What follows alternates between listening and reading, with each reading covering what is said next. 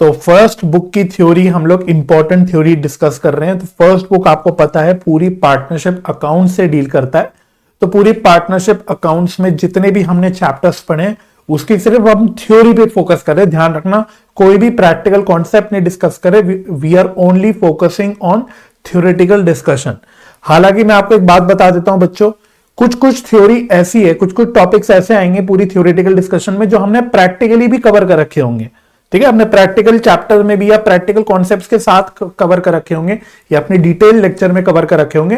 तो उसको हम बहुत ही ज्यादा फास्ट वे में रिकैप कर लेंगे, तो वो आपको रिकैप हो जाएगा और बाकी थ्योरेटिकल बातें आपकी यहां पे कवर हो जाएगी।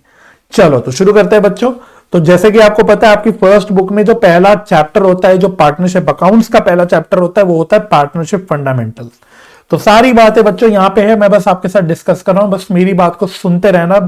कोई भी फिर मुझे ये नहीं बोलेगा मुझे नींद आ रही है, ये हो रहा है, कोई नहीं सुनेगा। थ्योरी है, थोड़ी सी नींद आती है, कोई बात नहीं, फिर भी आपको फोकस करना है।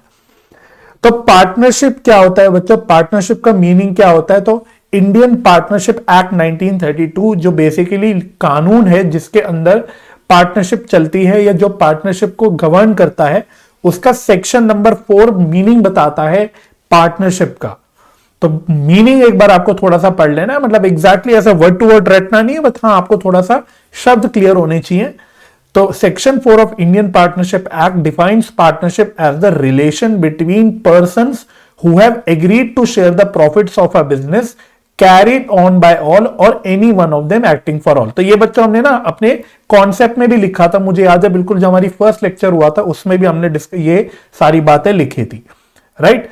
अच्छा, नेचर ऑफ पार्टनरशिप बच्चों एमसीक्यू के लिए थोड़ा सा इंपॉर्टेंट है।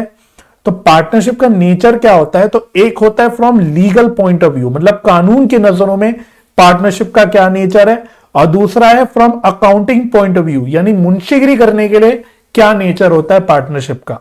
तो कानून की नजरों में बच्चों partnership is not a separate legal entity, यानी कानून सेपरेट एंटिटी नहीं मानता पार्टनरशिप को। जैसे कंपनीज के केस में उल्टा होता है, कंपनीज के केस में एक सेपरेट लीगल एंटिटी मानी जाती है, लेकिन पार्टनरशिप को सेपरेट लीगल एंटिटी का दर्जा नहीं दिया जाता।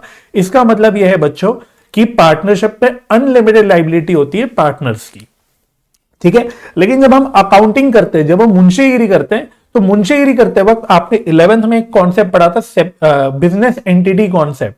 तो उस कॉन्सेप्ट को ध्यान रखते हुए बच्चों पार्टनरशिप के लिए भी अकाउंटिंग करते वक्त हम पार्टनरशिप को एक सेपरेट बिजनेस एंटिटी मानते हैं। मतलब अकाउंटिंग करने के लिए हम लोग पार्टनरशिप को एक अलग संस्था मानते हैं, एक अलग एंटिटी मानते हैं, और उसके ओनर्स यानी पार्टनर्स को अलग मानते हैं, ठीक है। इसके अलावा एसेंशियल फीचर्स क्या होते हैं पार्टनरशिप के?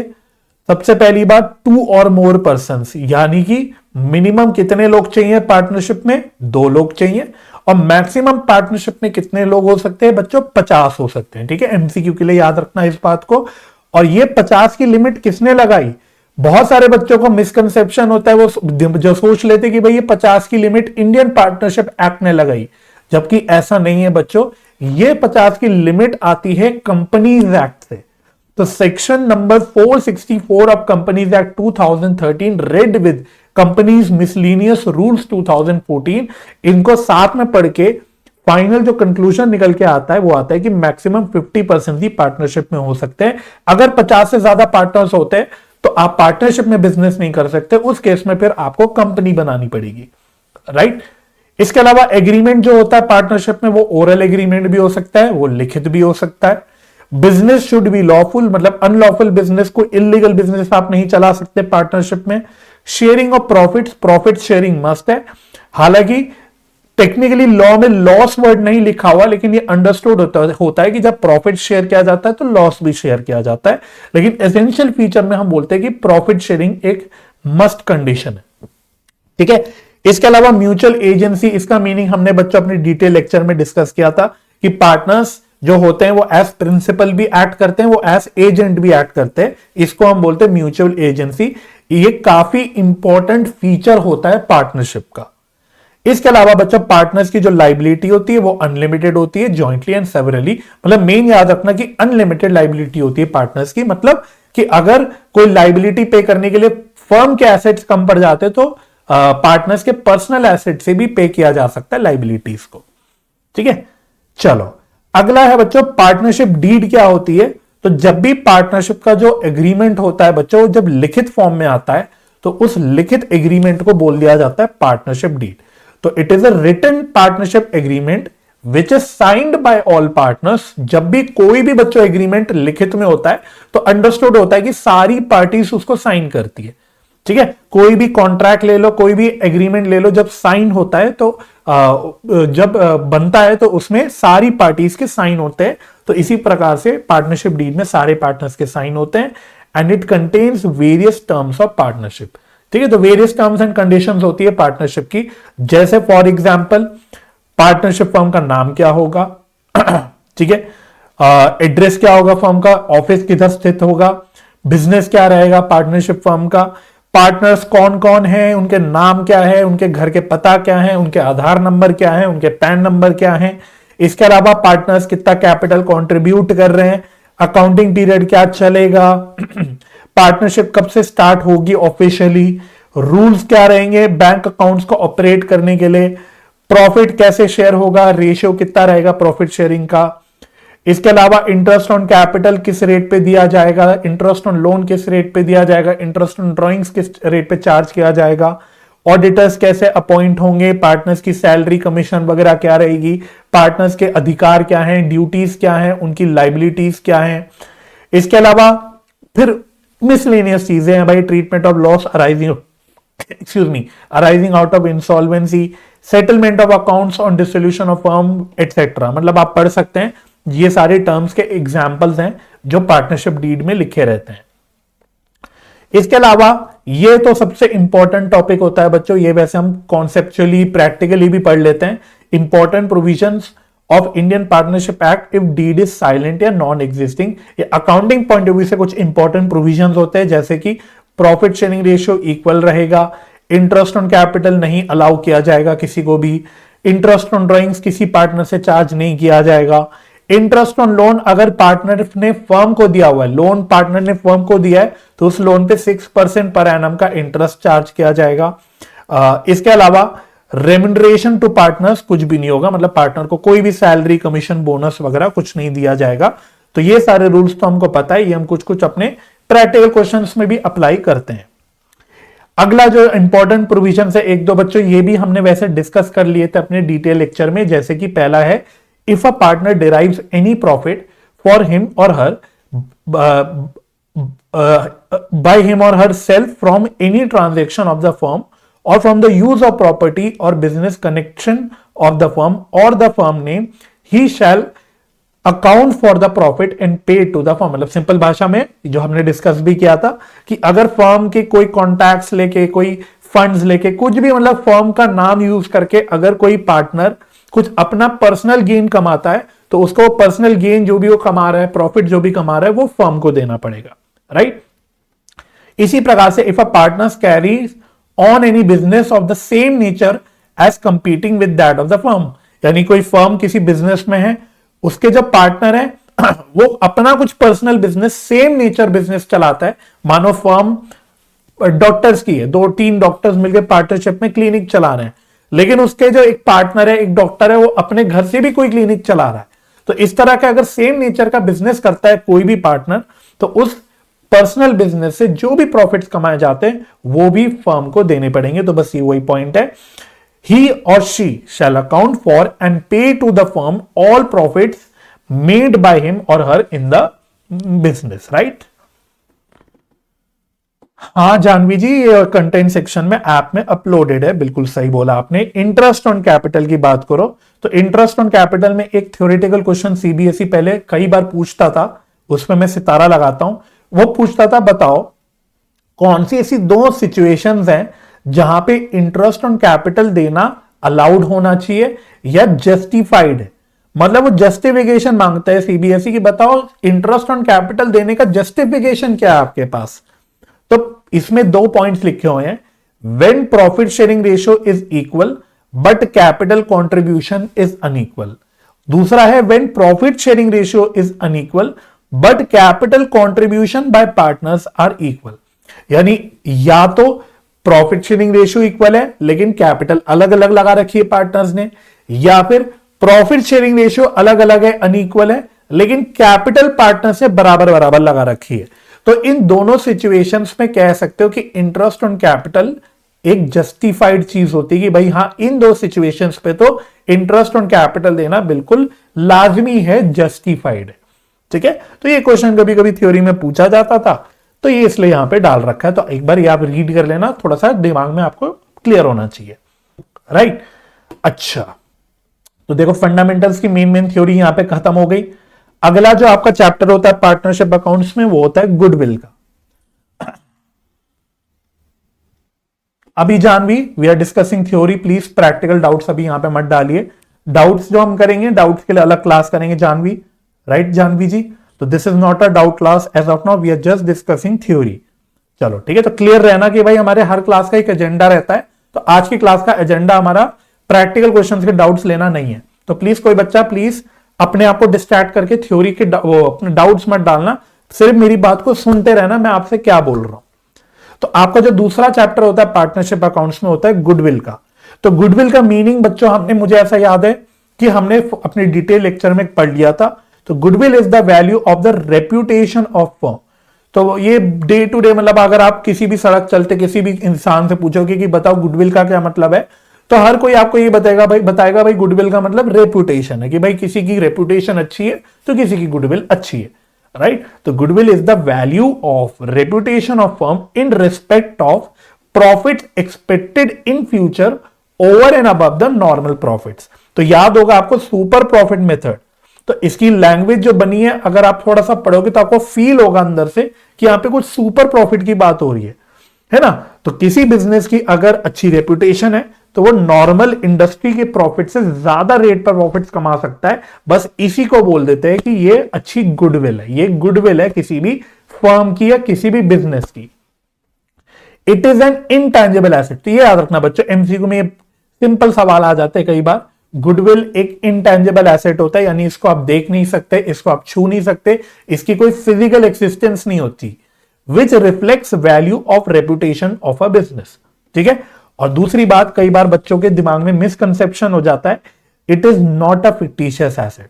तो कई बार बच्चे मिक्सअप कर देते हैं, तो वो कहते हैं कि गुडविल फिक्टिशियस एसेट है। नहीं भाई, गुडविल फिक्टिशियस एसेट नहीं है। बात समझ में आ गई? तो goodwill is not a fictitious asset. अब कुछ कुछ फैक्टर्स होते हैं जो किसी भी फर्म की, किसी भी बिजनेस की गुडविल की वैल्यू को अफेक्ट करते हैं, तो ये भी थोड़ा सा इंपॉर्टेंट है। कोई भी थ्योरेटिकल टॉपिक बच्चों एमसीक्यू में भी बन के आ सकता है, इसलिए आपको सारा क्लियर होना चाहिए। तो what are the factors that affect the value of goodwill? पहला है नेचर ऑफ बिजनेस। आप किस नेचर का बिजनेस कर रहे हो, आप किस तरह का बिजनेस कर रहे हो, आप सर्विस में हो, आप गुड्स में हो। अगर आप गुड्स बेच रहे हो तो क्या बेच रहे हो, तो आप कौन से बिजनेस में हो, इससे भी फर्क पड़ता है हमारी गुडविल पे। लोकेशन ऑफ बिजनेस, ये तो बहुत ही जरूरी होता है भाई कि आपका बिजनेस का लोकेशन क्या है।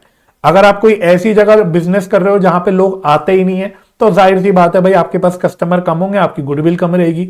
वहीं अगर आप कोई ऐसी लोकेशन पे बिजनेस कर रहे हो जो बिल्कुल मतलब पॉश एरिया है, जहां पे बहुत सारे लोग आते हैं, फॉर एग्जाम्पल अगर आप में से कोई दिल्ली का होगा या आपने सुना होगा दिल्ली में कनॉट प्लेस है, तो दिल्ली का कनॉट प्लेस में अगर मैं कोई बिजनेस स्टार्ट करूंगा तो जाहिर सी बात है भाई वहां लोग ज्यादा आएंगे, ज्यादा लोग आएंगे तो ज्यादा कस्टमर मेरे पास आएंगे, तो मैं ज्यादा प्रॉफिट कमा पाऊंगा, तो वहां मेरी गुडविल ज्यादा रहेगी।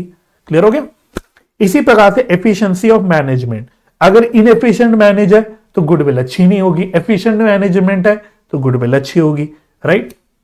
इसके अलावा मार्केट सिचुएशन की, जैसा आप इकोनॉमिक्स में पढ़ते हो कि भाई मोनोपोली हो गई या कौन से कंपटीशन कैसा है, परफेक्ट कंपटीशन है कि क्या है, इन बातों से भी फर्क पड़ता है कि गुडविल की क्या वैल्यू है, राइट। फिर quality of goods and service, again भाई अगर मैं यहां पे पढ़ा रहा हूं, मैं जितनी गंदी क्वालिटी की एजुकेशन आपको प्रोवाइड करूंगा मेरी गुडविल उतनी खराब होगी। वहीं मैं अच्छी क्वालिटी की एजुकेशन आपको दूंगा या अच्छी क्वालिटी की क्लासेस में दूंगा तो मेरी गुडविल खराब होगी। भाई बीच में हमारी लाइव क्लासेस बहुत ज्यादा इफेक्ट होने लग गई थी तो वहां मेरी गुडविल खराब हो गई। वहीं अगर मेरी लाइव क्लासेस अच्छी होने लग गई, मैंने आपको एक्स्ट्रा सपोर्ट दे दिया, मैंने आपको थ्योरी पढ़ा दी, मैंने आपको रिवीजन करा दिया, तो मेरी गुडविल अच्छी हो जाएगी। बात समझ में आ रही है? इसके अलावा कस्टमर रिलेशन एंड लॉयल्टी की, भाई मैं अपने कस्टमर्स के साथ, अपने क्लाइंट्स के साथ कैसे रिलेशन मेंटेन कर रहा हूं। अच्छे रिलेशन है तो मेरे पास बार बार वापस आएंगे, तो मेरी गुडविल अच्छी रहेगी। स्पेशल एडवांटेजेस, ये मतलब मिसलेनियस पॉइंट है कि भाई मेरे पास कुछ स्पेशल एडवांटेजेस हैं, मेरे पास कोई इंपोर्ट का लाइसेंस है, मेरे पास बड़े बड़े लॉन्ग टर्म कॉन्ट्रैक्ट्स हैं जिससे मुझे हर साल अच्छा बिजनेस आता रहेगा, है ना। मेरे पास कुछ भी सप्लाई है कि मेरे पास बिजली की सप्लाई अच्छी चलती रहेगी। तो इस तरह के मिसलेनियस कुछ और एडवांटेजेस हो सकते हैं कि भाई मेरे बिजनेस में मेरे पास कुछ एडवांटेजेस है, मेरे कॉम्पिटिटर के बिजनेस में वो एडवांटेजेस नहीं है, तो जाहिर सी बात है भाई गुडविल मेरी अच्छी होगी, राइट। तो ये कुछ फैक्टर्स होते हैं जो गुडविल को इफेक्ट करते हैं। इसके अलावा need for valuation of goodwill for a partnership firm.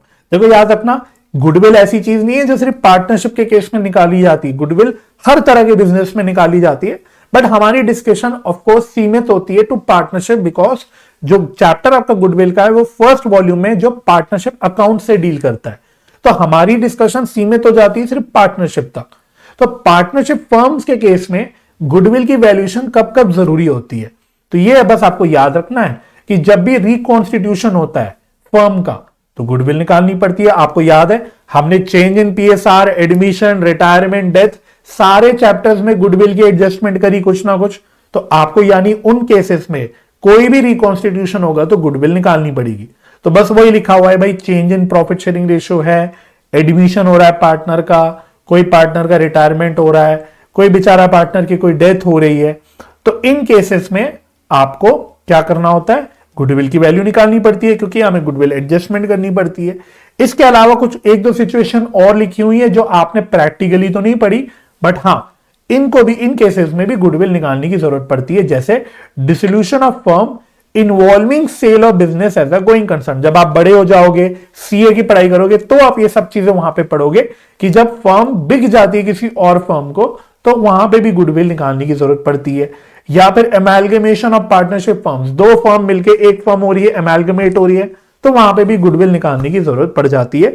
मतलब ये सब जो होते हैं, ये सब परचेज कंसिडरेशंस जो निकाली जाती हैं कि भाई अगर मैं बिजनेस अपना बेच रहा हूं तो कितने रुपए पे बेचूंगा, वो निकालने के लिए गुडविल निकालने की जरूरत पड़ जाती है। बात समझ में आ रही है? अच्छा, इसके अलावा टाइप्स ऑफ गुडविल, ये बातें भी हमने करी थी। दो तरह की गुडविल होती है, एक हम बोलते हैं परचेज्ड गुडविल, दूसरा हम बोलते हैं self generated goodwill. Purchase goodwill का क्या मीनिंग होता है? Goodwill for which N agreed consideration is paid in cash on kind. मतलब परचेज गुडविल में नाम आ रहा है परचेज, तो सिंपल भाषा में जो गुडविल मैंने एज सच परचेज की है। परचेज करता कब हूं भाई? आप कोई भी चीज दुकान से परचेज करते हो तो आप क्या करते हो? आप अपनी जेब से कुछ पैसा पे करते हो। तो बस वही बात है कि भाई अगर गुडविल के लिए मैंने कुछ पेमेंट करी है, स्पेसिफिक कोई कंसिडरेशन दिया है किसी को, तो उस गुडविल को बोलते हैं परचेज गुडविल। और जनरली बच्चों परचेज गुडविल आता है at the time of purchase या एक्विजिशन ऑफ अनदर बिजनेस। ठीक है, जनरली जो परचेज गुडविल की कहानी आती है वो तब आती है जब दूसरा बिजनेस खरीदा जाता है। आपका शेयर चैप्टर में भी पढ़ा, डिबेंचर्स चैप्टर में भी पढ़ा, आपको याद होगा बिजनेस परचेज करते थे तो वहां पे गुडविल आती थी, राइट। तो बस परचेज के टाइम पे जनरली गुडविल की बात होती है, परचेज गुडविल की। और दूसरा गुडविल होता है self generated goodwill. Excuse me, दूसरा गुडविल होता है self generated goodwill. It is an internally generated goodwill for which no separate consideration has been paid. मतलब उल्टा हो गया, ऐसी गुडविल जो आपने खरीदी नहीं लेकिन आपने अपनी खुद की गुडविल बनाई। मैंने हर साल पढ़ा के अपनी टीचिंग इंप्रूव कर करके कई स्टूडेंट्स को पढ़ाया, मेरे स्टूडेंट्स अच्छे नंबर स्कोर कर पाए, तो धीरे धीरे ओवर द इयर्स मैं अपनी गुडविल अच्छी कर रहा हूं। तो ये मेरे लिए क्या है? ये मैंने गुडविल खरीदी नहीं, ये मैंने गुडविल अपनी खुद की बनाई। तो ऐसी गुडविल को बोलते हैं सेल्फ जनरेटेड गुडविल। और as per AS 26 accounting standard number 26, बच्चों याद रखना ये अकाउंटिंग स्टैंडर्ड का नाम, ये आपको पता होना चाहिए कि कोई भी आपसे पूछे बताओ गुडविल की अकाउंटिंग या गुडविल से रिलेटेड जो भी प्रिंसिपल्स हैं वो कौन से अकाउंटिंग स्टैंडर्ड में होते हैं, वो अकाउंटिंग स्टैंडर्ड नंबर 26 में होते हैं। तो अकाउंटिंग स्टैंडर्ड 26 के नियम के अनुसार सेल्फ जनरेटेड गुडविल को हम किताबों में रिकॉर्ड नहीं कर सकते। इसी कारण से एक टॉपिक आपका होता था raising and writing of a goodwill, ये आपके सिलेबस से रिमूव कर दिया गया, because raising and writing of a goodwill जो आप पढ़ते या पुराने बच्चे जो पढ़ते थे वो अकाउंटिंग स्टैंडर्ड नंबर 26 का उल्लंघन होता था। ठीक है, तो AS 26 कहता है कि सेल्फ जनरेटेड गुडविल को आप रिकॉर्ड नहीं कर सकते, आप सिर्फ परचेज गुडविल को अपनी किताबों में रिकॉर्ड कर सकते हैं।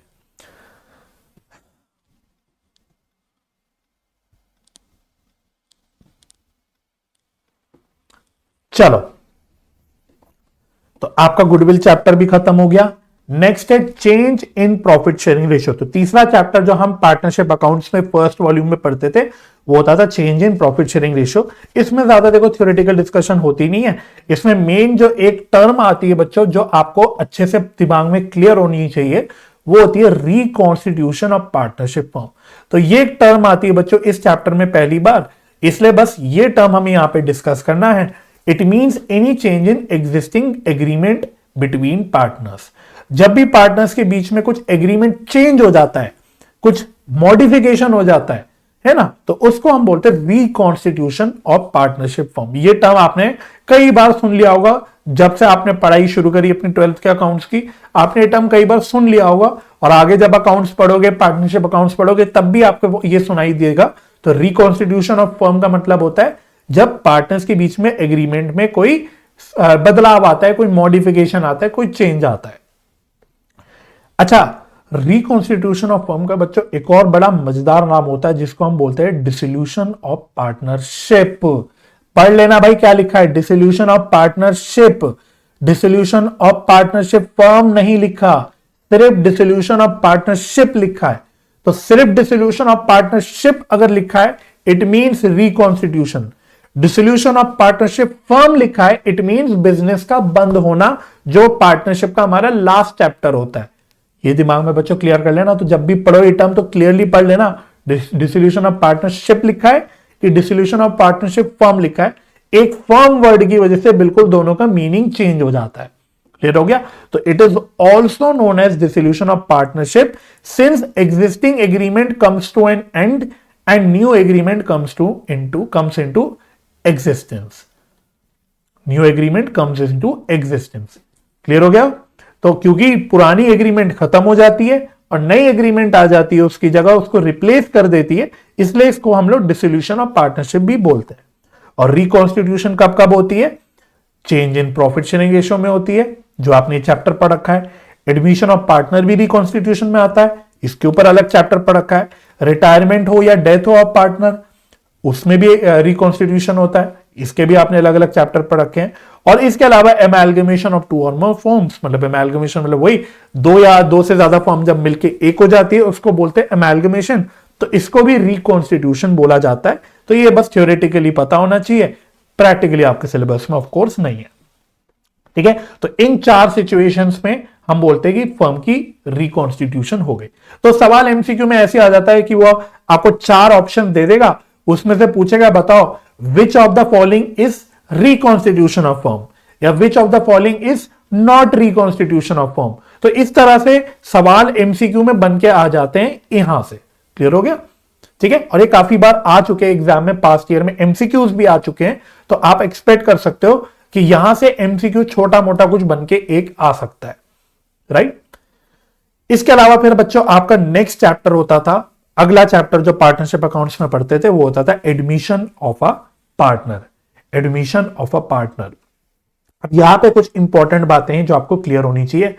तो पहली बात भाई, नया पार्टनर कब एडमिट हो सकता है? नया पार्टनर कब एडमिट हो सकता है? भाई देखो, जब हमने प्रैक्टिकली चैप्टर पढ़ा था तो हमने सीधा उसकी प्रैक्टिकल एस्पेक्ट्स पढ़े थे कि भाई एडमिशन होता है तो सैक्रिफाइसिंग रेशियो निकलता है, न्यू प्रॉफिट शेयरिंग रेशियो निकलता है, प्रीमियम फॉर गुडविल आता है, फलाना अकाउंटिंग होती है, रिजर्व्स की ये अकाउंटिंग होती है, रीवैल्यूएशन ऐसे होता है, पार्टनर्स कैपिटल बनता है, नई बैलेंस शीट बनती है, कैपिटल एडजस्टमेंट होती है, दुनिया भर की हमने प्रैक्टिकल बातें कर ली, लेकिन हमने वहां प्रैक्टिकली ये तो समझा ही नहीं कि भाई नया पार्टनर एडमिट होता कब है, ये तो बताओ पहले। तो वो थ्योरी में पढ़ लेंगे भाई, क्या दिक्कत है। तो new partner can be admitted as per terms of agreement. भाई देखो, पार्टनरशिप डीड में अगर स्पेसिफिकली कुछ लिखा हुआ है कि नया पार्टनर कैसे एडमिट होगा, कब होगा, जो भी है, तो भाई डीड को आंख बंद करके फॉलो करो। लेकिन अगर पार्टनरशिप डीड में कुछ नहीं लिखा या डीड साइलेंट है, डीड है ही नहीं, वॉट एवर द सिचुएशन में भी, अगर पार्टनरशिप डीड नहीं है तो फिर हमें किसकी सुननी होती है? अगर पार्टनरशिप डीड नहीं है तो हमें इंडियन पार्टनरशिप एक्ट की सुननी होती है। और इंडियन पार्टनरशिप एक्ट क्या बोलता है? If all the existing partners agree to such admission. इसका मतलब अगर पार्टनरशिप डीड साइलेंट है या पार्टनरशिप डीड है ही नहीं, तो उस केस में नया पार्टनर कब एडमिट हो सकता है? जब 100% सारे पार्टनर्स की रजामंदी हो, सारे पार्टनर्स का कंसेंट हो, तभी हो सकता है। मतलब अगर ए बी सी तीन पार्टनर है, मानो ए बी सी तीन पार्टनर है, नया पार्टनर आ रहा है डी, तो डी कब एडमिट हो सकता है? जब ए भी मान जाए, बी भी मान जाए, सी भी मान जाए, तीनों पार्टनर जब अपना कंसेंट दे दे तभी डी एडमिट हो सकता है। अगर एक भी पार्टनर ने मना कर दिया तो एडमिशन नहीं हो सकती। कब? अगर डीड साइलेंट है या नॉन एग्जिस्टिंग है। अगर डीड में लिखा है कि मेजॉरिटी पार्टनर्स का कंसेंट होना चाहिए तो भाई डीड की सुनेंगे। डीड नहीं है तो इंडियन पार्टनरशिप एक्ट थोड़ा सा सेफगार्ड करता है सारे पार्टनर्स को। वो कहता है कि भाई सारे पार्टनर्स का कंसेंट होगा तभी एडमिशन हो सकता है। ठीक है जी। Thus all the existing partners decide the share of new partners profit with mutual consent। मतलब ठीक है, ऑफ कोर्स जब नया पार्टनर आएगा कितने प्रॉफिट शेयर के लिए आएगा, कितना कैपिटल आएगा, ये सब या तो पार्टनरशिप डीड के हिसाब से होगा या तो पार्टनर्स के आपसी समझौते के हिसाब से होगा।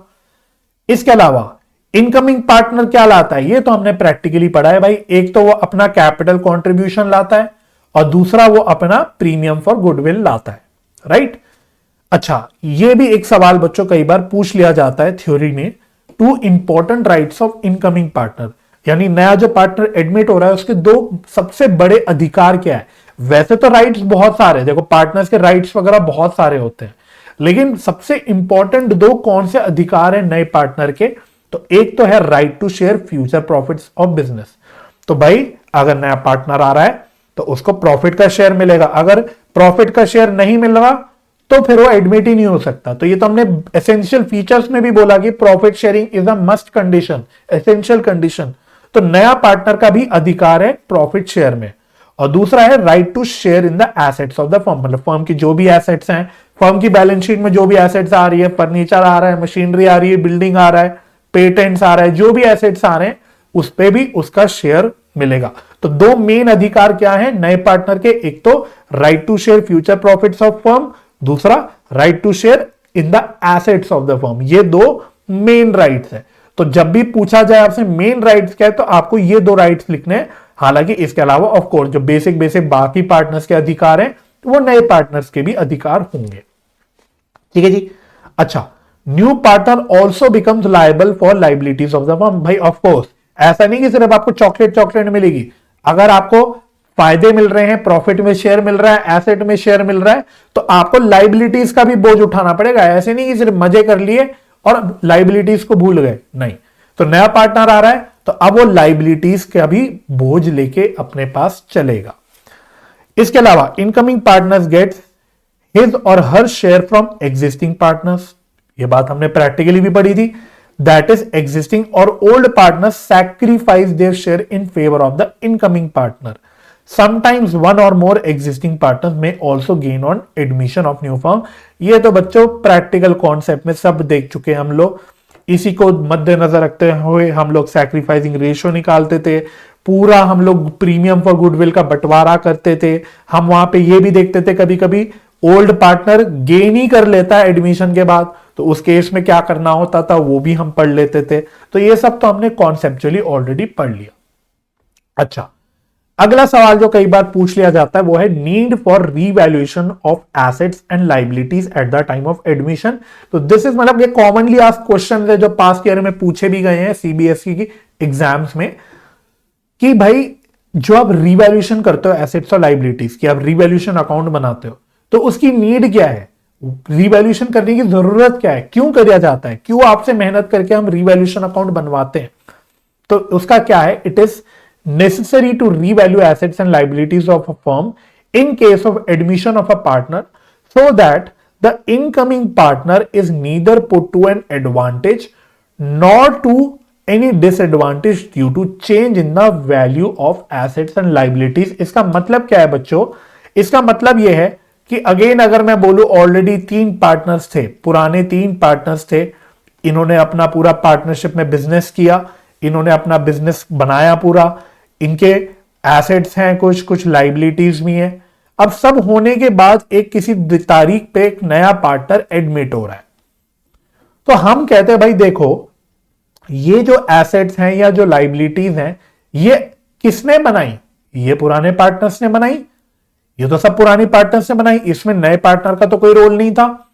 अब हमारा कॉन्सेप्ट ये कहता है कि भाई अगर इस एसेट्स और लाइबिलिटीज में कोई वैल्यू में बदलाव हो जाता है, कोई वैल्यू चेंज हो जाती है, तो आपने देखा भाई वैल्यू में बदलाव होने की वजह से फायदा भी हो सकता है, नुकसान भी हो सकता है, दोनों भी चीजें हो सकती है। हम यही पढ़ते थे, एसेट की वैल्यू बढ़ गई तो फायदा है, एसेट की वैल्यू कम हो गई तो नुकसान है। अगर कोई लाइबिलिटी की वैल्यू बढ़ गई तो नुकसान है, लाइबिलिटी की वैल्यू कम हो गई तो फायदा है। तो इस फायदे या नुकसान में नए पार्टनर को ना ही कोई डिसएडवांटेज होना चाहिए, कोई नुकसान भी नहीं होना चाहिए, ना ही कोई फायदा अनड्यू एडवांटेज भी नहीं मिलना चाहिए। रीजन क्या है? क्योंकि ये एसेट अभी किसने बनाई है? ये पुराने पार्टनर ने बनाई है। भाई नए पार्टनर का इसमें कोई रोल नहीं है। तो इस वैल्यू की चेंज होने की वजह से कोई फायदा हो रहा है या नुकसान हो रहा है, उस फायदे या नुकसान की वजह से नए पार्टनर को कोई डिसएडवांटेज भी नहीं होना चाहिए और कोई एडवांटेज भी नहीं होना चाहिए। इसी कारण से बच्चों रीवैल्यूएशन एक इंपॉर्टेंट एडजस्टमेंट बन जाती है एडमिशन के टाइम पे, और इसी कारण से हम लोग रटते हैं कि रीवैल्यूएशन का प्रॉफिट या लॉस ओल्ड पार्टनर्स को जाता है उनके ओल्ड रेशियो में। उसके पीछे का कारण यह है। ठीक है, बहुत ज्यादा इनडेप्थ नहीं जाना, आपको बस क्या याद रखना है कि भाई इनकमिंग पार्टनर को कोई डिसएडवांटेज नहीं होना चाहिए, ना ही कोई एडवांटेज होना चाहिए due to change in value of assets और लाइबिलिटीज। राइट। बाकी two major reasons for preparing revaluation account in case of admission. तो एक रीजन तो वैसे बच्चों आप ये भी लिख सकते हो जो हमने ऊपर पढ़ा। इसके अलावा to record the effect of revaluation of assets and liabilities, कि भाई अगर मशीन की वैल्यू बढ़ रही है तो उसको रिकॉर्ड करो, लाइबिलिटी की वैल्यू कम हो रही है उसको रिकॉर्ड करो, कोई नई लाइबिलिटी आ रही है उसको रिकॉर्ड करो। तो एक रीजन तो ये हो गया। और दूसरा है to ensure that the gain और loss on revaluation of assets and liabilities may be divided among the old partners in their old ratio. मतलब एक प्रकार से यही वाला पॉइंट आप कह सकते हो, दूसरे शब्दों में हो गया। ठीक है, तो दो तीन कारण आप अब अपने हिसाब से बना के लिख सकते हो कि भाई क्या कारण है जिस वजह से रीवैल्यूएशन करना जरूरी हो जाता है at the time of admission of new partner. ठीक है जी, चलो जानवी जी आपसे मैं बाद में डिस्कशन करूंगा। Let's just focus on theory. Right, जो पढ़ रहे हैं उस पर पहले फोकस करते हैं, फिर आप मेरे को बोलना आप मुझसे क्या बोलना चाह रहे हो। अभी मुझे आपकी बात समझ नहीं आई। चलो, रिटायरमेंट ऑफ अ पार्टनर, तो एडमिशन खत्म हो गया। अगला आपका चैप्टर जो होता है फर्स्ट बुक में या पार्टनरशिप अकाउंट्स में होता है रिटायरमेंट ऑफ अ पार्टनर। तो रिटायरमेंट का मतलब क्या होता है? When a partner leaves a firm as a partner but the firm continues, तो इसको हम बोलते हैं रिटायरमेंट। और जैसे कि अभी थोड़ी देर पहले हमने बोला, ये रिकॉन्स्टिट्यूशन ऑफ फर्म ही माना जाता है रिटायरमेंट भी, है ना। तो एडमिशन हो, रिटायरमेंट हो, डेथ हो, प्रॉफिट शेयरिंग रेशियो में चेंज हो, सब रिकॉन्स्टिट्यूशन के अंदर आ जाता है। अब यहां पे भी वही बात है भाई, पार्टनर कैसे रिटायर हो सकता है, कब रिटायर हो सकता है, क्या है कानून में लिखा हुआ? तो पहली बात, पार्टनर या तो पार्टनरशिप डीड के हिसाब से रिटायर होगा। जैसे कि एडमिशन में भी हमने बोला था कि डीड है तो सब कुछ डीड के हिसाब से चलेगा। रिटायरमेंट भी अगर डीड में कुछ लिखा है रिटायरमेंट के बारे में तो according to partnership deed retirement चलेगी। लेकिन अगर पार्टनरशिप डीड नहीं है तो भाई हम पढ़ा था ना हमने बिल्कुल कि एग्रीमेंट ओरल भी हो सकता है, रिटर्न भी हो सकता है। रिटर्न है तो डीड है, अगर ओरल है तो कोई पार्टनरशिप डीड नहीं है। तो अगर पार्टनरशिप डीड नहीं है या for that matter partnership deed silent है, तो अगेन वही बात है, if all the partners agree to retirement, फिर से वही बात है, सारे पार्टनर्स की रजामंदी होना जरूरी है to retirement. Right, if a partnership is at will then by giving a notice in writing to the remaining partners of his decision to retire. ठीक है, पार्टनरशिप एट विल मतलब ऐसी पार्टनरशिप जो अपनी मर्जी से बंद हो सकती है, जो किसी स्पेसिफिक पर्पस के लिए नहीं बनी, है ना। कुछ पार्टनरशिप ऐसी होती है जो स्पेसिफिक ड्यूरेशन के लिए बनती है कि भाई हम 3 साल के लिए या फलाना प्रोजेक्ट के लिए पार्टनरशिप बना रहे हैं। कुछ पार्टनरशिप ऐसी होती है जो कभी भी बंद हो सकती है, अपनी मर्जी से बंद हो सकती है, तो ऐसी पार्टनरशिप को बोलते हैं पार्टनरशिप एट विल। तो पार्टनरशिप एट विल के केस में नोटिस देना जरूरी होता है। तो बाय गिविंग नोटिस, जो पार्टनर रिटायर होना चाहता है वो नोटिस दे देगा बचे हुए पार्टनर्स को, सारे पार्टनर्स को, कि भाई मैं रिटायर होना चाहता हूं, है ना। तो जो भी है बाय नोटिस इन राइटिंग। तो ये 2-3 पॉइंट्स है। तो सवाल सिंपल आता है कि what are the modes of retirement, retirement के मोड्स क्या क्या हैं या कैसे कैसे होते हैं रिटायरमेंट। तो ये आपको 2-3 पॉइंट्स यहां पे पता होनी चाहिए। ठीक है, अगला पॉइंट है बच्चों जो वैसे कम ही पूछा जाता है लेकिन फिर भी आपको जानना जरूरी है लाइबिलिटी ऑफ रिटायरिंग पार्टनर। तो ये सेक्शन 32 है ऑफ इंडियन पार्टनरशिप एक्ट। तो सेक्शन 32 क्या बोलता है, वो बात करता है रिटायरिंग पार्टनर की लाइबिलिटी के बारे में। तो वो कहता है retiring partner remains liable for all the acts of the firm up to the date of retirement. तो पहली बात, यहां मेरा फर्म चल रही थी, इस डेट पे एक पार्टनर था एक्स जो रिटायर हो गया। तो कह रहा है भाई देखो, रिटायरमेंट की डेट तक तो भाई पार्टनर फर्म के सारे एक्ट्स के लिए लाइबल है। ये हमने पढ़ा था म्यूचुअल एजेंसी में कि भाई पार्टनर एजेंट भी है, वो प्रिंसिपल भी है। तो डेट ऑफ रिटायरमेंट तक तो जो रिटायरिंग पार्टनर है वो फर्म के सारे एक्ट्स के लिए लाइबल है। उसके बाद however a retiring partner may be discharged from his liability by an agreement between himself, third party and continuing partners। किसी लाइबिलिटी से वो छुटकारा पा सकता है रिटायरिंग पार्टनर, लेकिन उसके लिए समझौता होना जरूरी है। भाई जो भी कंसर्न्ड पार्टीज हैं, है ना, मानो कोई क्रेडिटर है, उसकी लाइबिलिटी की बात कर रहे हैं, तो उस क्रेडिटर और पार्टनर्स और रिटायरिंग पार्टनर सबके बीच में एक समझौता अगर निकल के आ जाता है, तो उस समझौते के तहत जो है वो रिटायरिंग पार्टनर फ्री हो सकता है लाइबिलिटी से। इसके अलावा अगला पॉइंट बहुत ही मजेदार होता है बच्चों, a retiring partner continues to be liable to third parties for the acts of the firm even after retirement. क्या बात कर रहे हो सर? यस। बहुत ज्यादा कानून में मत घुसना बच्चों, सिर्फ जितनी बात लिखी है उतनी बात दिमाग में घुसा लेना, उसके आगे कुछ मत ज्यादा सोचना। लेकिन मैं आपसे बोल रहा हूं कि डेट ऑफ रिटायरमेंट के बाद के जो एक्ट्स होते हैं फर्म के, उसके लिए भी रिलायबल हो सकता है retiring partner, until a public notice of his retirement is given, not applicable in case of partnership at will। ठीक है, तो other than partnership at will के केस में अगर रिटायरिंग पार्टनर को फ्री होना अपनी लाइबिलिटी से, तो उसको एक पब्लिक नोटिस देना पड़ेगा कि भाई मैं फलाना फर्म से रिटायर हो चुका हूं। पब्लिक नोटिस बोले तो मतलब ऑफिशियल गैजेट में पब्लिश करा दिया, एड डाल दिया, जो भी है, लेकिन आपको एक पब्लिक नोटिस देना पड़ेगा अपनी रिटायरमेंट का इन case of firms other than partnership at will. क्योंकि पार्टनरशिप एट विल के केस में तो हमने सिंपल पढ़ा था कि रिटायरिंग पार्टनर नोटिस दे देगा बाकी पार्टनर्स को और वो रिटायर हो जाएगा। उसके अलावा अगर कोई फर्म है तो उस केस में जो रिटायरिंग पार्टनर है उसको अगर लाइबिलिटी से मुक्त होना है तो उसको एक पब्लिक नोटिस देना पड़ेगा अपनी रिटायरमेंट का। बात समझ में आ गई? तो ये तीन बस इंपॉर्टेंट पॉइंट्स है, बस एज इट इज जितनी पॉइंट्स है ये आपको पता होने चाहिए। इसके बाहर याद रखना ये अकाउंट्स का पेपर है, लॉ का पेपर नहीं है, तो आपके दिमाग में डाउट्स भी आने नहीं चाहिए वैसे, और आपसे कोई पूछेगा भी नहीं, राइट? अच्छा, इसके अलावा बच्चों एक डिफरेंस है between sacrificing ratio and gaining ratio. तो सैक्रिफाइसिंग रेशियो आपको याद होगा हम लोग एडमिशन चैप्टर में यूज करते थे गुडविल एडजस्टमेंट के लिए, और गेनिंग रेशियो भी हम लोग कौन से चैप्टर में यूज करते थे?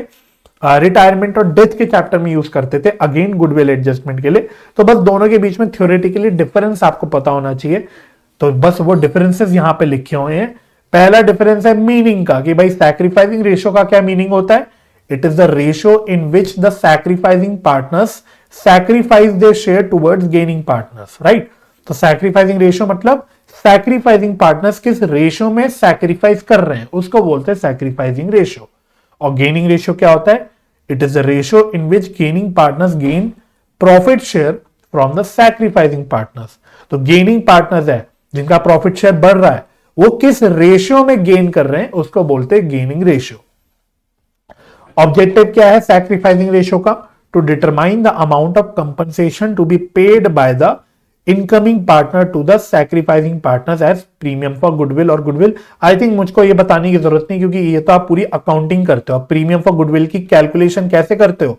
आप फर्म की गुडविल लेते हो इनटू न्यू पार्टनर का क्या लेते हो? शेयर लेते हो।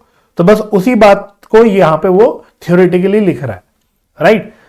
और गेनिंग रेशियो का क्या ऑब्जेक्टिव होता है? To determine the amount of compensation to be paid by the gaining partner to the outgoing partner as goodwill. मतलब जो पार्टनर गेन कर रहा है वो रिटायरिंग पार्टनर को कितना कंपनसेशन देगा। तो बेसिकली पता है इस पॉइंट में गुडविल एडजस्टमेंट की बात हो रही है।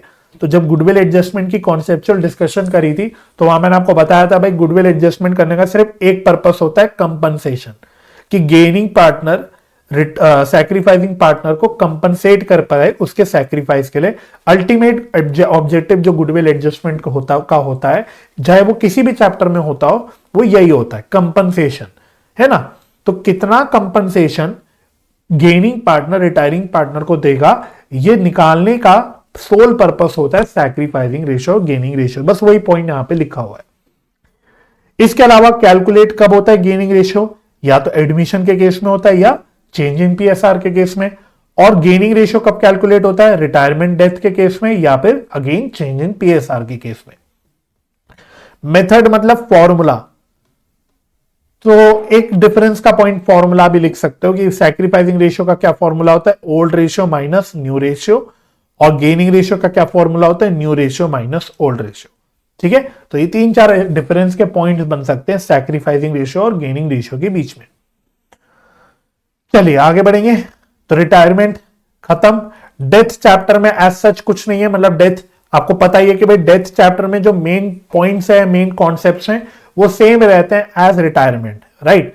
इसके अलावा जो एडिशनल बातें होती है, जैसे कि प्रॉफिट का कैलकुलेशन करना टर्नओवर बेसिस पे या फिर टाइम बेसिस पे, वो सब नई बातें आती है डेथ के केस में। तो एज सच थ्योरी का कोई नया पॉइंट वहां पे आता नहीं। तो लास्ट चैप्टर आपका जो था फर्स्ट बुक का पार्टनरशिप अकाउंट्स का, वो था डिसोल्यूशन ऑफ पार्टनरशिप फर्म। तो बस इसको हम फटाफट से लास्ट में डिस्कस कर लेते हैं। तो पहले meaning of dissolution of partnership firm. तो मीनिंग क्या है, अब याद रखना बच्चों, अब ध्यान से पढ़ लेना। हम बोल रहे हैं डिसोल्यूशन ऑफ पार्टनरशिप फर्म। अब फर्म वर्ड यहां पे जुड़ चुका है, तो फर्म वर्ड जुड़ते ही इसका मीनिंग क्या हो जाता है, it means closure of firms business which result in end of relationship among partners. तो अब भाई बिजनेस ही ठप हो रहा है, बिजनेस ही बंद हो रहा है। तो जब बिजनेस बंद हो जाता है पार्टनरशिप का, तो उसको बोलते हैं dissolution of partnership firm, right. अगला पॉइंट वही है जो मैं आपको 2-3 बार ऑलरेडी बोल चुका, dissolution of partnership firm is different from dissolution of partnership. Dissolution of partnership means change in business relationship among the partners, यानी रिकॉन्स्टिट्यूशन। इसके अलावा अगला पॉइंट बच्चों अगेन प्रैक्टिकली कर चुके हैं, all assets of the firm are realised, sold and liabilities are settled, that is paid, balance funds left are used to settle the accounts of the partners, in case of any shortfall in meeting outside liabilities partners private assets are used, क्योंकि partners की unlimited liability होती है। तो ये सब मतलब कुछ conceptual बातें हैं, कुछ बेसिक बातें हैं यहाँ पे, right. On dissolution books of accounts of the firms are closed, और आपको पता ही है कौन सा अकाउंट बनता है, रियलाइजेशन अकाउंट, ठीक है। अगला वही है भाई डिसोल्यूशन ऑफ फर्म और डिसोल्यूशन ऑफ पार्टनरशिप के बीच में डिफरेंस क्या होता है। तो डिसोल्यूशन ऑफ फर्म का मीनिंग क्या होता है, it means closure of firm and end of business relationship. Dissolution of partnership का क्या मतलब होता है, change in business relationship among the partners. अगला पॉइंट बिजनेस कंटिन्यूएशन। तो डिसोल्यूशन ऑफ फर्म के केस में बिजनेस बंद हो जाता है, तो वो कंटिन्यू नहीं होता, जबकि डिसोल्यूशन ऑफ पार्टनरशिप के केस में बिजनेस कंटिन्यू होता है लेकिन चेंज फॉर्म में, राइट, नए फॉर्म में कंटिन्यू होता है। उसके अलावा वॉलेंट्री या फिर कोर्ट इंटरवेंशन, यानी it can be either voluntary और compulsory by order of court. तो फर्म बंद हो सकती है वॉलेंट्री भी, यानी पार्टनर्स ने डिसाइड किया हम फर्म बंद करेंगे, या कोर्ट के ऑर्डर से, अदालत के ऑर्डर से भी बंद हो सकती है। जबकि डिसोल्यूशन ऑफ पार्टनरशिप यानी रिकॉन्स्टिट्यूशन, याद रखना यहां पे रिकॉन्स्टिट्यूशन की बात हो रही है, वही एडमिशन रिटायरमेंट डेथ वगैरह की बात हो रही है। तो ये ऑलवेज वॉलेंट्री होता है, यानी कभी कोई कोर्ट आके नहीं बोलेगा कि आप फलाना पार्टनर को एडमिट करो, या कभी कोर्ट आके नहीं बोलेगा कि फलाना पार्टनर को रिटायर करो, कोर्ट आके नहीं बोलेगा फलाना पार्टनर को मार दो। बात समझ में आ रही है? तो ये हमेशा वॉलेंट्री होगा। इसके अलावा closure of books of accounts, तो जब बिजनेस बंद हो जाता है डिसोल्यूशन ऑफ फर्म के केस में, तो बुक्स बंद हो जाती हैं। बुक्स बंद करने के लिए हम लोग कौन सा अकाउंट बनाते हैं, रियलाइजेशन अकाउंट बनाते हैं। जबकि डिसोल्यूशन ऑफ पार्टनरशिप के केस में बुक्स क्लोज नहीं होती। अगला है assets and liabilities. Dissolution of firm के केस में एसेट्स रियलाइज हो जाते हैं, लायबिलिटीज सेटल हो जाती हैं, लायबिलिटीज सेटल हो जाती हैं, राइट। और डिसोल्यूशन ऑफ पार्टनरशिप के केस में एसेट्स बिकते नहीं है, लायबिलिटीज पे नहीं होती, सिर्फ रीवैल्यू होती है, राइट। तो हम रीवैल्यूएशन अकाउंट बना के एसेट्स और लायबिलिटीज की वैल्यू को चेंज करते हैं, रीवैल्यू करते हैं, रिवाइज करते हैं, ठीक है। Economic relationship, economic relationship among the partners comes to an end in case of dissolution of firm, और वहीं डिसोल्यूशन ऑफ पार्टनरशिप के केस में economic relationship among the partnership continues but in a change form. तो एक जगह relationship पूरी खत्म हो रही है, दूसरी जगह रिलेशनशिप कंटिन्यू हो रही है लेकिन चेंज फॉर्म में। ठीक है, तो ये डिफरेंसेस होता है बच्चों dissolution of firm and dissolution of partnership के बीच में। अगला सवाल बच्चों जो अगेन काफी बार पूछा जाता है, modes of dissolution of partnership firm. बोले तो डिसोल्यूशन फर्म का कैसे कैसे हो सकता है।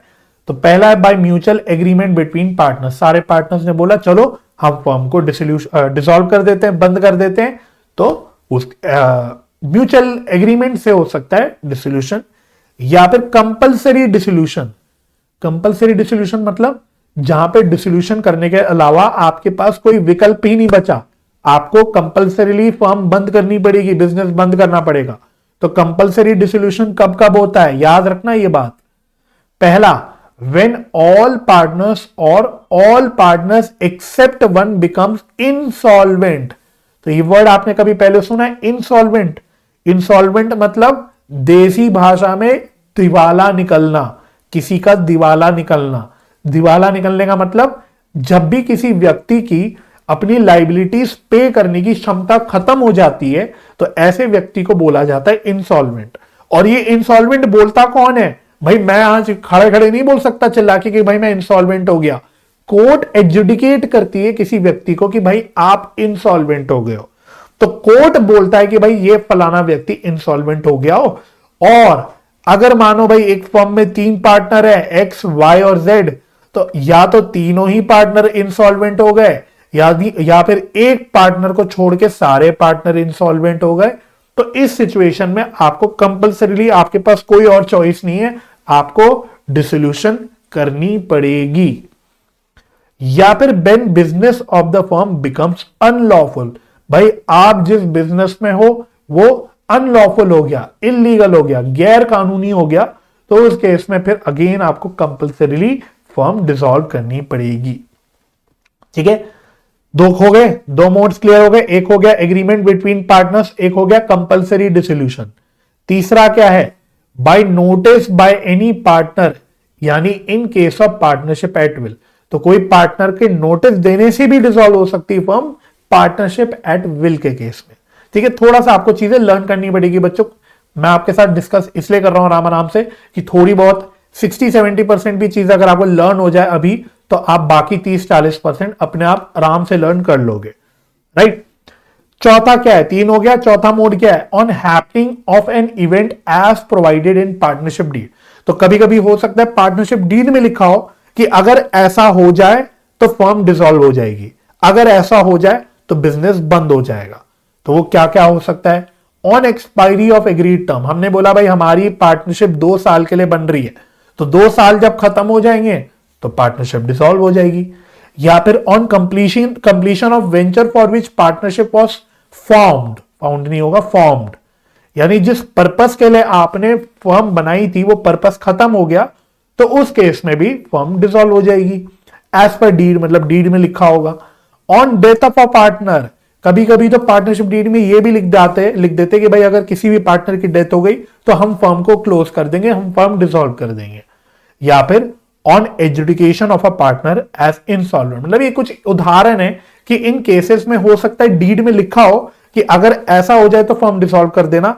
तो अगर डीड में लिखा है कि भाई किसी भी एक पार्टनर को अगर इंसॉल्वेंट घोषित कर दिया जाए तो हम फर्म को डिसॉल्व कर देंगे, है ना। तो ये 3-4 कुछ एग्जांपल्स है जहां पे पार्टनर डीड में लिखा हो सकता है कि एज पर, मतलब ये होने पे फर्म डिसॉल्व हो जाएगी।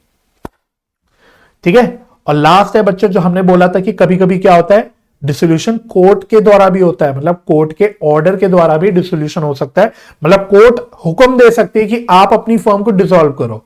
तो वो क्या क्या सिचुएशंस है जहां पे कोर्ट ऑर्डर देके फर्म को डिसॉल्व करा सकती है। पहला है, अ partner becomes of unsound mind, मतलब किसी पार्टनर की अगर दिमागी हालत खराब हो जाती है तो उस केस में कोर्ट ऑर्डर दे सकता है कि आप फर्म डिसॉल्व कर लो। या फिर a partner becomes permanently incapable of performing his duties as a partner, किसी पार्टनर की क्षमता ही खत्म हो गई कि वो अब काम कर पाए, अपनी ड्यूटीज पूरी कर पाए एज अ पार्टनर, तो उस केस में कोर्ट के ऑर्डर से बंद हो सकता है बिजनेस। इसके अलावा a partner is found guilty of misconduct which is likely to adversely affect the firms business, कई पार्टनर ने कुछ ऐसा झोल कर दिया, ऐसा गड़बड़ कर दिया, ऐसा घोटाला कर दिया जिसकी वजह से पूरी फर्म की बिजनेस करने की क्षमता खत्म हो गई, तो कोर्ट ऑर्डर कर सकता है कि भाई आप फर्म को बंद करो। अगला है partnership agreement is breached persistently by a partner और पार्टनर्स। पार्टनरशिप डीड का बार बार उल्लंघन हो रहा है तो कोर्ट नाराज होकर बोल सकता है भाई आप नालायक हो, आप अपनी पार्टनरशिप को डिसॉल्व करो।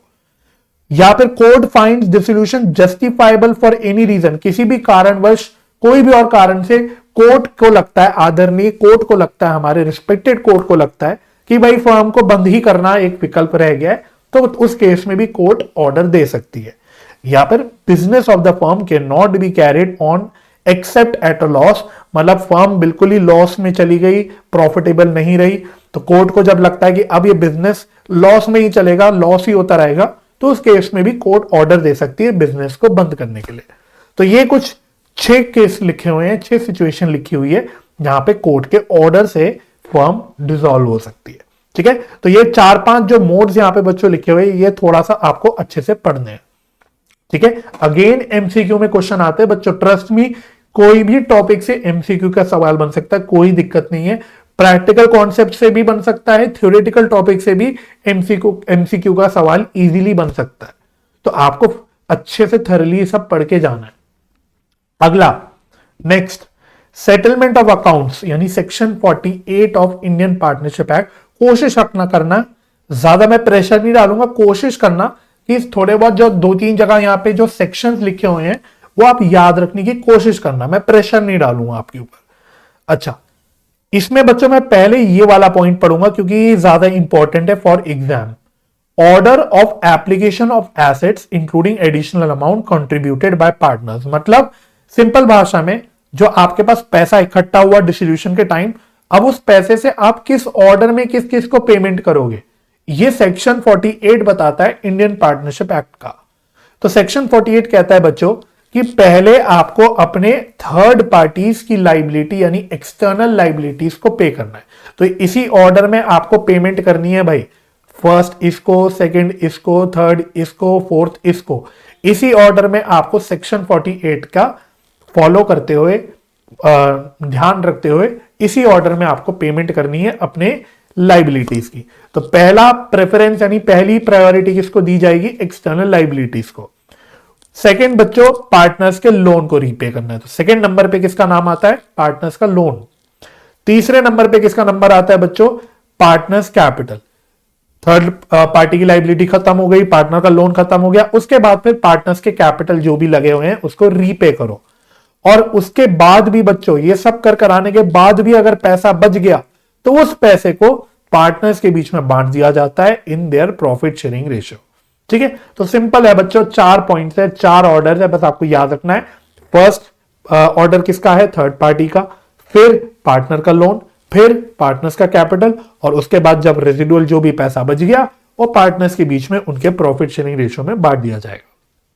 ठीक है, और एक बात जो आपको प्रैक्टिकल सवालों के लिए स्पेशली क्या ध्यान रखनी है, कई बार पार्टनर्स का स्पाउस का लोन, हस्बैंड का लोन, वाइफ का लोन, फॉर दैट मैटर भाई का लोन, बहन का लोन, ये सारी बातें आ जाती है। तो अगर पार्टनर्स के कोई स्पाउस का लोन है तो वो किस में आएगा, वो आएगा थर्ड पार्टीज के अंदर, यानी उसका नंबर यहां दूसरे नहीं पहले नंबर पे आ जाएगा। ठीक है, तो पार्टनर्स के कोई वाइफ का या हस्बैंड का अगर लोन आता है तो वो पहले पे किया जाएगा क्योंकि वो थर्ड पार्टीज के अंदर कवर हो जाएगा। ठीक है, तो ये बस आपको प्रैक्टिकल क्वेश्चंस के लिए थोड़ा सा ध्यान रखना है। चलिए, अच्छा, इसके अलावा इसमें जो पहला पॉइंट था ये इतना इंपॉर्टेंट नहीं है, नॉट दैट इंपॉर्टेंट, बस लिखा हुआ है कि जो लॉसेस हैं, कोई डेफिशिएंसी हो जाती है तो वो किस ऑर्डर में कहां से निकाली जाएगी। भाई कोई नुकसान हो रहा है, कोई डेफिशिएंसी हो रही है, कुछ पैसा कम पड़ रहा है, तो कहां से पे किया जाएगा। तो पहला होता है अगर आपके पास कुछ फालतू प्रॉफिट्स पड़े हैं तो वहां से पे करो। दूसरा है अगर कैपिटल पड़ा है, कैपिटल से पे करो, और कुछ ना बचा तो फिर पार्टनर से छीन लो क्योंकि उनकी अनलिमिटेड लाइबिलिटी होती है। तो ये इतना इंपॉर्टेंट नहीं है, बस ये 2-3 मतलब पॉइंट्स यहां पे पढ़ने हैं आपको, राइट। एग्जाम के लिए उतना खास इंपॉर्टेंट नहीं है। अगला है firms debts and private debts, ये आता है सेक्शन 49। तो ये सेक्शन 49 अब यहां पे पढ़ना है आपको of Indian partnership act 1932, firms debts and private debts. Firm debts का मतलब हो गया debts owed by the firm to the outsiders, मतलब फर्म की लाइबिलिटी, पार्टनरशिप फर्म की लाइबिलिटी। और प्राइवेट डेट्स का मतलब क्या होता है, personal debts of the partners, partners की अपनी पर्सनल लाइबिलिटी, है ना। तो एक हो गया भाई फर्म की क्या लाइबिलिटी है, फर्म ने कोई लोन ले रखा है, फर्म की क्रेडिटर की तरफ कोई लाइबिलिटी है। एक है पार्टनर की लाइबिलिटी की भाई पार्टनर ने अपने घर का लोन ले रखा है, पार्टनर ने अपने कोई पर्सनल गाड़ी का लोन ले रखा है, पार्टनर ने अपने बच्चों के एजुकेशन का लोन ले रखा है। ये सब पार्टनर्स के प्राइवेट डेट्स के अंदर आते हैं, राइट। तो पहले मीनिंग क्लियर होना चाहिए कि फर्म डेट क्या होता है और प्राइवेट डेट क्या होता है।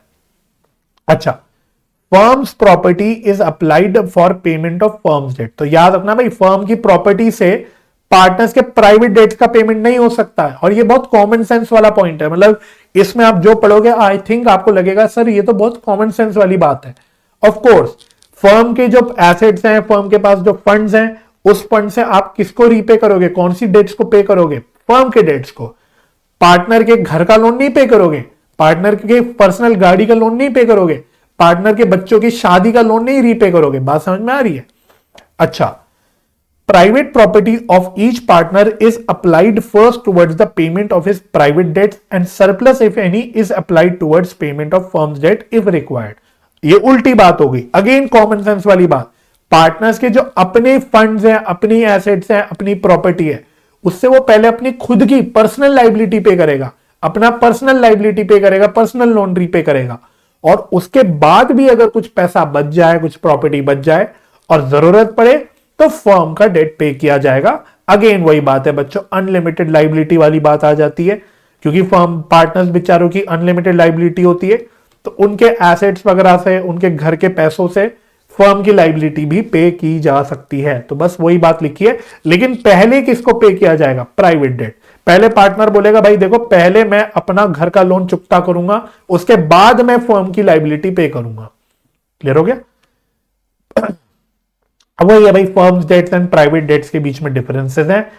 पहला मीनिंग हो गया जो हमने ऑलरेडी डिस्कस कर लिया। Scope of liability firms debts में है all the partners are jointly and severally liable for firms debts. तो सारे पार्टनर्स की अनलिमिटेड लाइबिलिटी होती है टुवर्ड्स फर्म्स डेट्स, जबकि प्राइवेट डेट के केस में only the concerned partner is liable for his और हर ओन पर्सनल डेट। इसका मतलब अगर दो पार्टनर है एक्स और वाई, एक्स की अपने प्राइवेट लाइबिलिटीज हैं, अपने प्राइवेट डेट्स हैं, वाई की अपनी प्राइवेट लाइबिलिटीज है, अपने प्राइवेट डेट्स हैं, तो एक्स अपने प्राइवेट डेट्स के लिए जिम्मेदार है, वाई के प्राइवेट डेट्स के लिए जिम्मेदार नहीं है।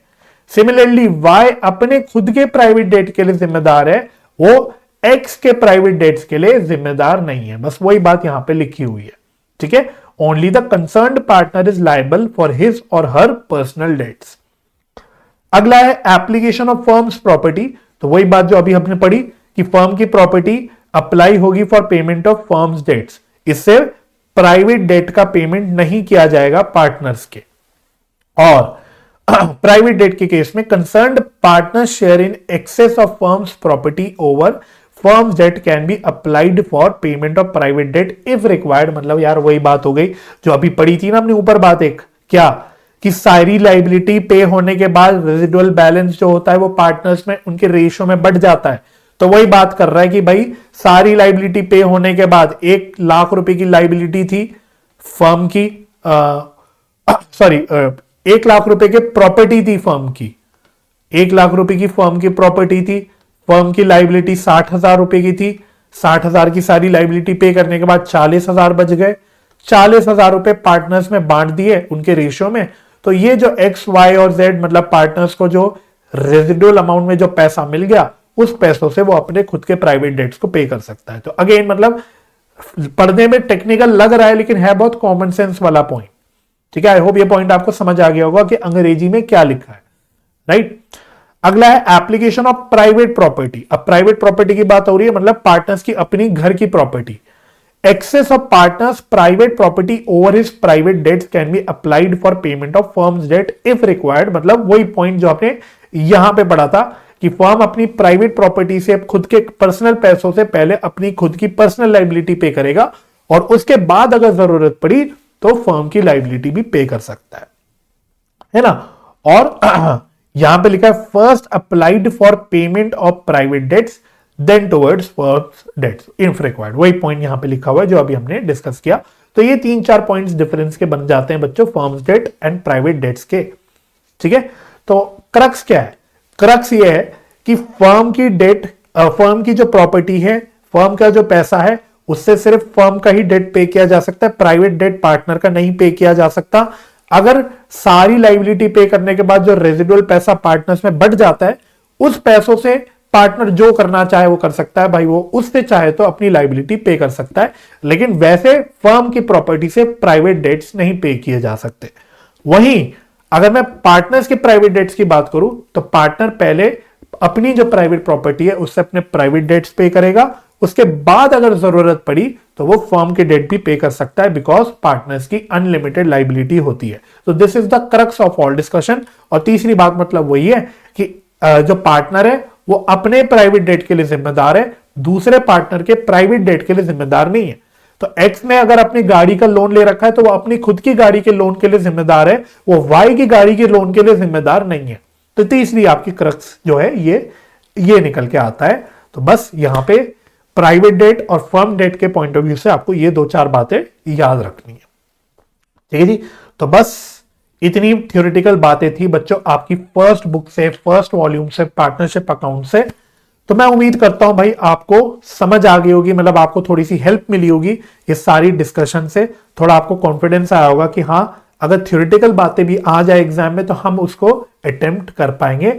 बाकी थोड़ा आपको अपनी सेल्फ रिवीजन भी करनी पड़ेगी। ठीक है जी।